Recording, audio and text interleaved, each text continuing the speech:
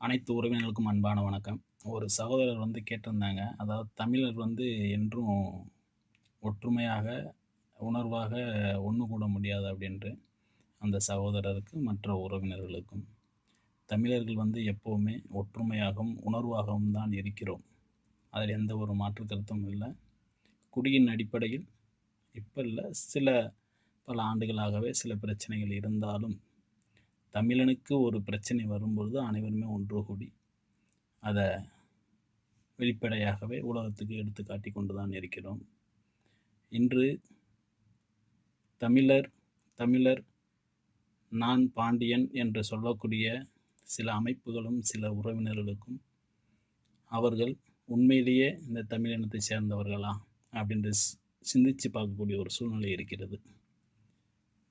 இந்த தமிழ் மண்ணுக்காகவும் தமிழ் மொழிக்காகவும் பல உயிர் தியாகங்களும் பல பொருளாதார இழப்பீடுகளும் சொத்து பத்துக்களையும் இழந்த ஒரே சமுதாயம் அந்த முக்குளத்தூர் சமுதாயம்தான். எடுத்துக்காட்டாக தலைச்சங்கம், இடைச்சங்கம், கடைச்சங்கம், 4ஆம் தமிழ்ச்சங்கம் வரை நடத்தியது இந்த முக்குளத்தூர் பரம்பரை மட்டும்தான்.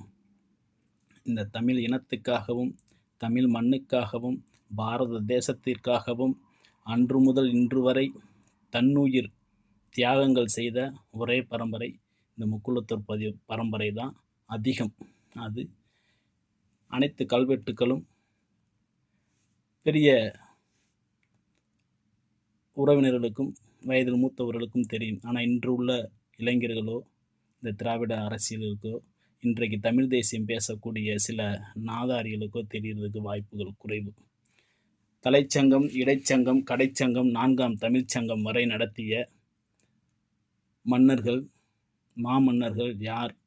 அதை யாராவது இந்த தமிழ் தேசியவாதிகள் எங்காவது ஒரு பொது மேடையில் பேசுகிறார்களா? பேச துணிச்சல் இருக்கிறதா? ஏன் என்று கேட்டால் உண்மை வெளியே வந்துவிடும். தமிழ் குடிகள் பல குடிகள் இருந்தாலும் இந்த தமிழ் மொழிக்காகவும் தமிழ் மக்களுக்காகவும் தன்னை நாடி வந்த யாராக இருந்தாலும் என் உயிரை தியாகம் செய்து என்னை நம்பி வந்தவர்கள் காக்கக்கூடிய ஒரே இனம் இந்த உலகத்திலேயே இருக்குது அப்படின்னா அது இந்த தேவர் இனம் மட்டும்தான். அப்படிங்கிறத இந்த வீடியோ மூலம் ஆணித்தரமாக எடுத்து சொல்ல முடியும். வரலாற்று முறையிலும் கல்வெட்டு ஆதாரங்கள் அடிப்படையிலும் கூற முடியும். இன்றைக்கி சில பேர் சொல்கிறாங்க நாங்கள் தான் பாண்டியர்கள் அப்படின்னு. அவர்கள் உண்மையிலே தமிழர்களே கிடையாது. அடிமைகளாக பல 1000 ஆண்டுகளுக்கு முன்பு பல பிராந்தியங்களிலிருந்து